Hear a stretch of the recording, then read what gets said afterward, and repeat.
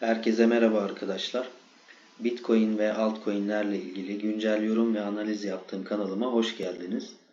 Bu videomda TLM coin analizi yapacağım. TLM coin ile ilgili son fiyat hareketlerini, önemli destek ve direnç noktalarını ve muhtemel satış hedeflerini sizlere aktarmaya çalışacağım. Dilerseniz analizime geçmeden önce kanalıma abone olmayı, bildirimleri açmayı ve beğen tuşuna basmayı unutmayın lütfen. Şu anda TLM Coin haftalık grafiğindeyim. TLM Coin de diğer birçok altcoin gibi uzun bir süredir, yani bir seneye aşkın bir süredir ciddi bir ayı trendinde. Bu ayı trendi söz konusu olduğu zaman 20 haftalık hareketli ortalamanın oldukça önemli olduğunu söyleyebilirim. Trend başlangıçları için, trend değişimleri için 20 haftalık hareketli ortalama mutlaka denenmeli ve üzerinde kapanışlar yapılmalı. Daha önce TLM Coin uzun bir süredir bu 20 haftalık hareketli ortalamanın altında seyrediyordu. Yani bu 20 haftalık hareketli ortalama fiyat üzerinde ciddi bir baskı oluşturuyordu. Burada bir kez denedi Ekim ayında bir deneme oldu ancak üzerinde kapatamadı ve yeniden düşüş trendine devam etti. Burada bir dip oluşturup tekrar yukarı yönlü bir hareket yaptığı görülüyor. Burada da geçtiğimiz haftayı tam 20 haftalık hareketli ortalamanın sınırında kapattı. Bu da buradan bir düzeltme anlamına da gelebilirdi. Ancak Bitcoin tarafında herhangi bir olumsuz bir durum olmadığından dolayı bu hafta bu kaldığı yerden yükselişine devam etti ve önemli bir direnci kırdığı görülüyor şu anda TLM coin'in. Yani yukarı yönlü güzel bir hareket başlattığı görülüyor. Burada indikatörlerimizden yardım almak istiyorum. Wave Trend Croses'da zaten 2 hafta öncesinde bir al sinyali gelmişti. Burada Inverse Fisher indikatörümüzde al sinyali verdi, yani 2 hafta önce. Bu yükselişin ciddi bir göstergesi olarak algılanmalıydı. Şu anda da hala al seviyesinde indikatörlerimiz. Haftalık bazda al olması, yani al seviyesinde olması da gayet olumlu bir durum. Yeni bir trend başlangıcı anlamına gelebilir. Tabii Bitcoin tarafında herhangi bir olumsuz durum söz konusu olmadığı takdirde. Burada şu anda 20 haftalık hareketli ortalamamız 1800 seviyesinde. Yani bayağı bir aşağıda kaldı burası. Önemli bir seviyeydi. Bu haftalık kapanış büyük bir olasılıkla herhangi bir büyük bir olumsuz durum olmadığı takdirde 20 haftalık hareketli ortalama üzerinde olacaktır. Burada esas ilgilenmemiz gereken ise 200 günlük hareketli ortalama olacaktır. Onu da birazdan bakacağım.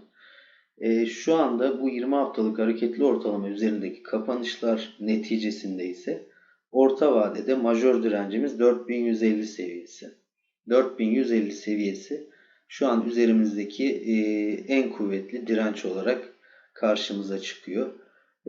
Bu 50 haftalık hareketli ortalamada fiyat üzerinde ciddi bir baskı unsuru olarak düşünülebilir.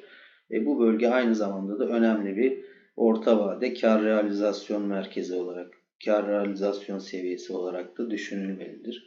Yani bu seviyelere ulaştığımızda yatırımcılar buralarda belli bir miktar kar realizasyonunu düşünmelidir diye sizlere aktarmak istiyorum. Günlük grafiğe geçelim. Evet, günlük grafiğimizde 200 günlük hareketli ortalamamız şu an 2085, yani 2100 seviyesinde. Bu 2100 seviyesinin de üzerine attığı görülüyor TLM coin'in bugünkü hareketiyle. Bugünkü kapanış bu 2100 seviyesi üzerinde olması da gayet olumlu bir durum olacaktır TLM coin açısından. Yani bu yeni bir boğa trendi başlangıcı anlamına gelebilir.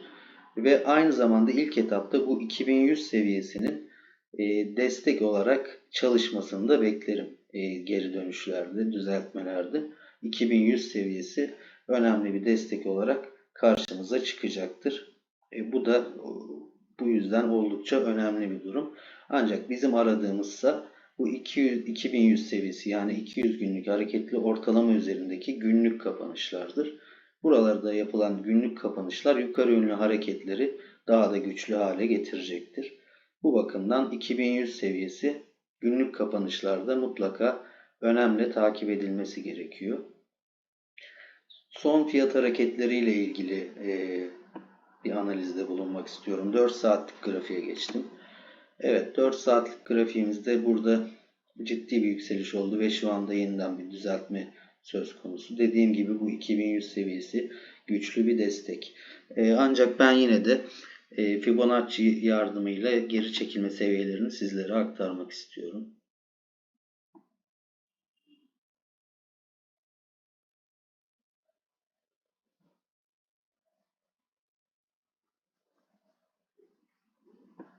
Burada Fibonacci yakın desteğimiz olan 0236 seviyesi, 2250 seviyesi kaybedildiği görünüyor şu anda. Bu 2250 seviyesinin altındaysa az önce de belirttiğim yine 200 günlük hareketli ortalamamız 2100 seviyesi var.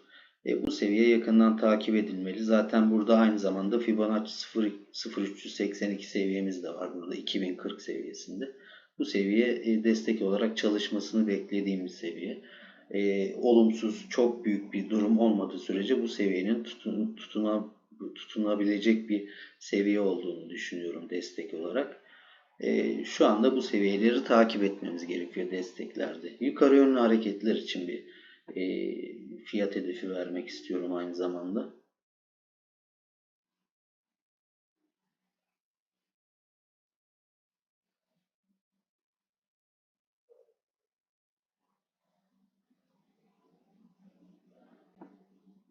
Evet, yukarı yönlü hareketler için de burada Fibonacci 0382 seviyesi kırıldığından itibaren zaten çok ciddi bir yükseliş oldu.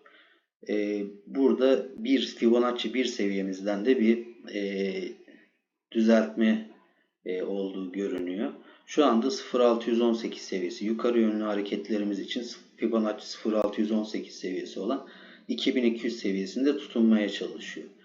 Bu seviye kaybedilmediği takdirde yeniden ben bu Fibonacci 1 seviyemiz olan 2500 seviyelerine doğru bir hareket beklerim. Ancak bu seviye kaybedildiği takdirde zaten az önce de belirttiğim yine bütün yollar oraya çıkıyor. 200 günlük hareketli ortalamamız 2100 seviyesi, 2000-2100 seviyeleri önemli destek olarak karşımıza çıkıyor. Ancak buradan toparlanma halinde ise yeniden 2500 seviyesi ve onun yukarısında 3000 seviyesi Fibonacci 1.618 seviyesi olarak hedeflenebilir. Bu seviyenin üzerinde ise zaten 3800 ve majör direncimiz olan 4150 seviyesi dikkate alınmalıdır. Şu anda yukarı yönlü hareketler için verebileceğim fiyat hedefleri buralar. İlk önce 2200 seviyesi üzerinde, yani 2000 ve 2200 seviyesi üzerinde fiyatın tutunup tutunmadığı takip edilmelidir.